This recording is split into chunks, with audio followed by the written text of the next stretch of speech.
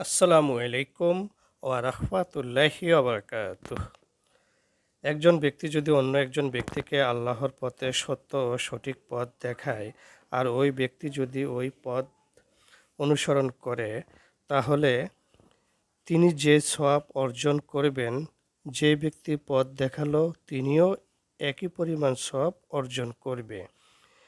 এখানে যে ব্যক্তি অনুসরণ করলো তার কোনো সওয়াবের ঘাটতি হবে না। আলহামদুলিল্লাহ। আসসালামু আলাইকুম ওয়া রাহমাতুল্লাহি ওয়া বারাকাতুহ।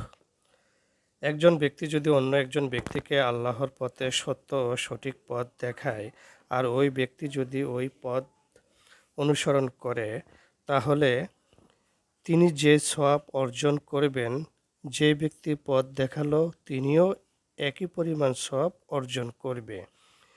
এখানে যে ব্যক্তি অনুসরণ করলো তার কোনো সওয়াবের ঘাটতি হবে না। আলহামদুলিল্লাহ।